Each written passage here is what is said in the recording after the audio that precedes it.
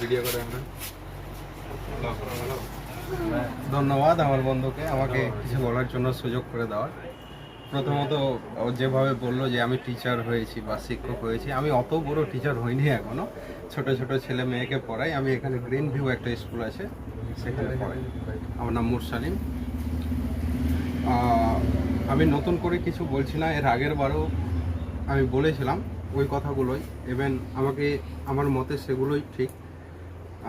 সর্বপ্রথম এখানে উপস্থিত আমাদের সকলের প্রিয় স্যার, আমার প্রিয় ভাই ও বোন, আমার সহপাঠী, সবাইকে আমার সালাম, আন্তরিক শুভেচ্ছা ও অভিনন্দন। Better than 1000 day of diligent study is on day with a great teacher. অর্থাৎ 1000 দিন নির্লস পড়াশোনার চেয়ে একজন মহান শিক্ষকের সাথে একটা দিন অতিবাহিত করাটা বেশি উত্তম। আমরা সকলেই জানি ভারতবর্ষের একজন মহান ব্যক্তি, একজন সম্মানীয় লোক, ডক্টর এপিজে আব্দুল কালাম, যাকে আমরা সবাই চিনি। তিনি ছিলেন ভারতের মিসাইল ম্যান, প্রখ্যাত একজন বিজ্ঞানী এবং সফল একজন রাষ্ট্রপতিও। কিন্তু তিনি সবচেয়ে বেশি পছন্দ করতেন যে মানুষ তাকে একজন শিক্ষক হিসেবে ভূষিত করুক। তিনি বলেন, teaching is a very noble profession that shapes the character, calibre and individual. If the people remember me as a good teacher, that will be the biggest owner for me. অর্থাৎ তিনি বলেছেন যে শিক্ষকতার পেশা খুব মহান একটা পেশা, যা মানুষের চরিত্র, ক্ষমতা ও ভবিষ্যৎ গঠন করে। মানুষ যদি আমাকে একজন ভালো শিক্ষক হিসেবে মনে রাখে, তাহলে সেটাই হবে আমার কাছে সবচেয়ে ভালো একটা সম্মান। অতএব আমরা খুব সহজেই অনুমান করতে পারি যে শিক্ষকতা বা শিক্ষার যে পেশাটা, সেটা কতটা একটা মহান এবং সম্মানজনক একটা পেশা। একটা শিশু তার পিতামাতার হাত ধরে পৃথিবীতে আসে, আলোর মুখ দেখে, তবে এই বৈচিত্র্যময় পৃথিবীকে জানতে ও বুঝতে পারে তার শিক্ষকদের কাছ থেকে। একজন সফল মানুষের পেছনে শিক্ষকের যে ভূমিকাটা থাকে, সেটা নতুন করে কিছু বলার নেই। তিনি সেই শিক্ষক যে শুধু শিক্ষার ক্ষেত্রে আছেন তেমনটা না, তিনি থাকতে পারেন আমাদের জীবনের যে কোনো ক্ষেত্রে। তাই আজ অবশ্যই বলবো, শুধু প্রাতিষ্ঠানিকভাবে নয়, আমরা আমাদের জীবনের প্রতিটা ক্ষণে, প্রতিটা মুহূর্তে কোথাও না কোথাও, কারো না কারো কাছ থেকে শিখে চলেছি কত না বৈচিত্র্যময় শিক্ষা।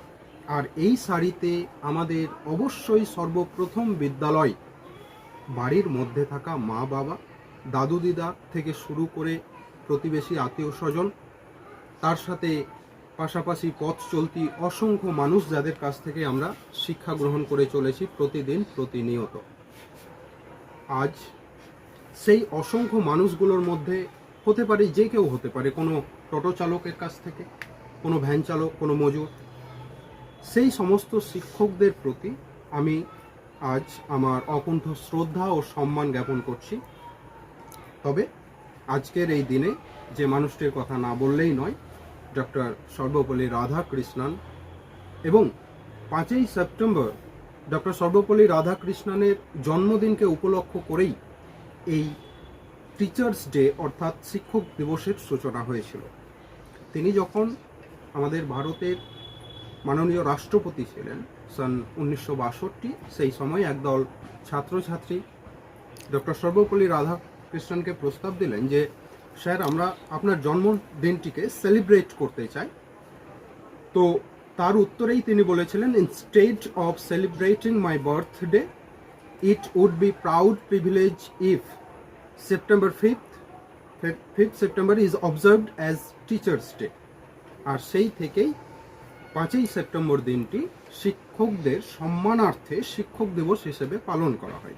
এখানে একটু কথা আমি নিজে থেকে বলছি, মানে আমি যখন এগুলো ভাবি তখন আমার মনে এসেছিল যে ডক্টর সর্বপল্লী রাধাকৃষ্ণন যখন বললেন যে আমার জন্মদিনের পরিবর্তে শিক্ষক দিবস হিসেবে সকল শিক্ষকের সম্মান দেওয়ার জন্য এই দিনটা পালন করা হোক, তারপর থেকেই কিন্তু শিক্ষক দিবসটা চালু হলো। কেন চালু হলো? কেন চালু হলো? আমরা কোনো কথা বললে সেটা তো কোনো কাজেই লাগে না। লাগে কি? লাগে না। একটা ছোট ছেলেও আমাদের কথা শোনে না। বাড়িতে তো আমাদের কথার কোনো দামই নেই। তো তিনি কথাটা বলার পর তিনি যে তার উক্তিটা রাখলেন, তারপরেই সেই উক্তিটা কার্যকারী হলো। কেন হলো? কারণ তিনি নিজেকে তৈরি করেছেন, তিনি নিজে একটা জায়গা তৈরি করেছেন, তিনি এমন একটা জায়গা তৈরি করেছেন যে তিনি সমাজকে উন্নতির দিকে নিয়ে যাওয়ার জন্য যেটা বলবে সেটাই সম্ভব।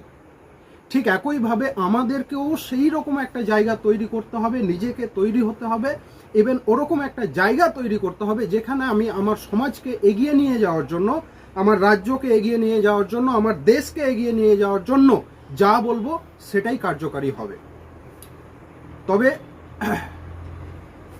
বর্তমানে সব ক্ষেত্রে না হলেও অনেকাংশেই শিক্ষক ও ছাত্রর যে কোথাও না কোথাও আমাদের শিক্ষক ও ছাত্রর যে সমঝোতা, যে ভালোবাসা, সেটা তলানিতে ঠেকছে। কেন তলানিতে ঠেকছে? এটা আমার মতে দোষ উভয় পক্ষেরই আছে। কারণ বর্তমানে অবশ্যই অনেক ছেলেরা, অনেক স্টুডেন্ট ডেসপারেট, তারা অনেকটা বেপরোয়া। অনেক শিক্ষক শিক্ষিকাদের প্রতি অনেক ছাত্র তাদের প্রাপ্য সম্মানটুকু দেয় না।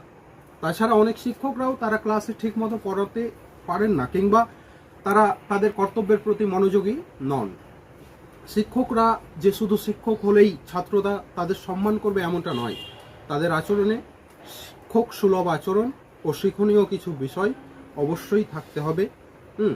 পরিশেষে এটাই বলার যে শিক্ষকদের সম্মান যেমন শিক্ষক দিবসের একটা দিনেই সীমাবদ্ধ থাকা উচিত নয়, ঠিক তেমনও শিক্ষকদেরও ছাত্রছাত্রীদের প্রতি শুধু বইমাত্রিক আচরণ করা মোটেও কাম্য নয়। ফিরে আসুক সেই সুদিন যখন ছাত্র ও শিক্ষকের সম্পর্ক হবে পিতা পুত্র নাই বন্ধুত্বপূর্ণ, কিন্তু কখনোই বন্ধুর সম্পর্ক না। তাহলেই সমাজে সঠিক শিক্ষার আদান প্রদান হবে, প্রসার ঘটবে, সুস্থ ও সুন্দর হবে সমাজ। এই বলেই আমি আমার বক্তব্য ইতি করছি। Thank you.